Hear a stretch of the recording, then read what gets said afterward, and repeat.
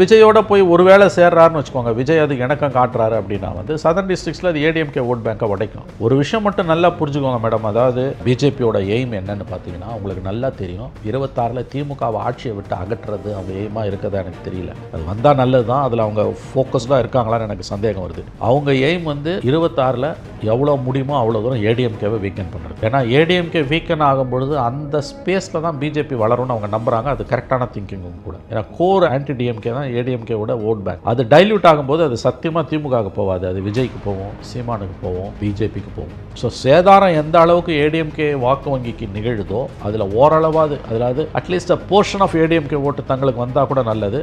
மாறா ஒருவேளை ஏடிஎம்கே 26ல் வந்துச்சுன்னா மறுபடியும் 31ல் திமுக வரும். இந்த பைனரி பாலிடிக்ஸ் கண்டினியூ ஆகும். எனக்கு என்ன லாபம்னு பார்க்குறாங்க அவங்க. பிஜேபியை பொறுத்த வரைக்கும் இந்த 12 வருஷத்தில் வந்து எல்லா மாநிலங்களையும் அவங்க பலவீனமாக இருக்க மாநிலங்கள் எஸ்பெஷலி தங்களோட பொலிட்டிக்கல் ஸ்பேஸை வந்து என்ட்ரன்ஸ் பண்ண தான் அவங்க அதிகம் கவனம் செலுத்துகிறாங்களே தவிர வேற யாரையும் அவங்க வளர்த்து விடுறதுக்கு தயாராக இல்லை. நீங்கள் இந்த மெத்தட் இந்த மேட்னஸ் வாங்க. அலைன்ஸ் வந்த பிறகு ஏடிஎம்கே வீக்கெண்ட் பண்ணுற மாதிரி அமித்ஷா பேசுகிறாரு, அமித்ஷாவே பேசுகிறாரு, அண்ணாமலை பேசுறது செகண்டரி. ஏடிஎம்கேவை பிஜேபி விழுங்குன்னு போது தலைவர்களை விழுங்குன்றது அதோட அர்த்தம் இல்லை, வாக்கு வங்கியை விழும்பும். நீங்கள் ஜெயலலிதா மரணத்துக்கு பிறகு இந்த 9 ஆண்டுகளில் பார்த்தீங்கன்னா வந்து ஏடிஎம்கே வாக்கு வங்கி சதுரி இருக்குது. ஓரளவு வந்து அது டெஸ்ட்ராய் ஆகிருக்குது. ஒரு 35% வரைக்கும் இருந்தது வந்து நீங்கள் பார்லிமெண்ட் எலெக்ஷனில் நீங்கள் பார்த்தீங்கன்னா 19.8%, 20% வந்து பிஜேபிக்கு போயிருக்குது. கொஞ்சம் வந்து சதுரி சீமானு அந்த மாதிரி கேட்டகரிக்கு போயிருக்குது. விஜய்க்கு இப்போ கொஞ்சம் போகுது முந்தி இருந்ததை விட. அதாவது கோர் ஆன்டி டிஎம்கே தான் ஏடிஎம்கேவோட பேசிக் ஓட் பேங்காக இருந்தாலும் அதில் வந்து ஒரு 2% அல்லது 3% டிஎம்கேக்கும் போயிடுச்சு. ஜெயலலிதா மரணத்துக்கு பிறகு இனிமேல்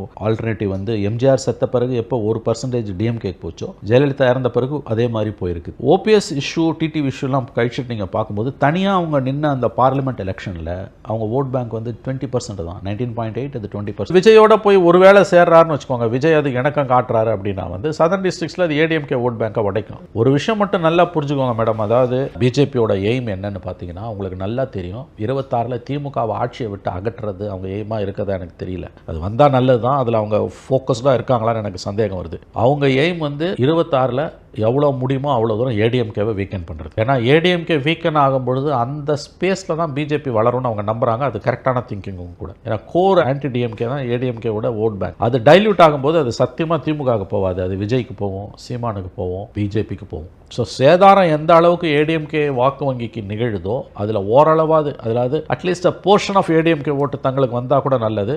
மாறா ஒருவேளை ஏடிஎம்கே 26ல் வந்துச்சுன்னா மறுபடியும் 31ல் திமுக வரும். இந்த பைனரி பாலிடிக்ஸ் கண்டினியூ ஆகும். எனக்கு என்ன லாபம்னு பார்க்குறாங்க அவங்க. பிஜேபியை பொறுத்த வரைக்கும் இந்த 12 வருஷத்தில் வந்து எல்லா மாநிலங்களையும் அவங்க பலவீனமாக இருக்க மாநிலங்கள் எஸ்பெஷலி தங்களோட பொலிட்டிக்கல் ஸ்பேஸை வந்து என்ட்ரன்ஸ் பண்ண தான் அவங்க அதிகம் கவனம் செலுத்துகிறாங்களே தவிர வேற யாரையும் அவங்க வளர்த்து விடுறதுக்கு தயாராக இல்லை.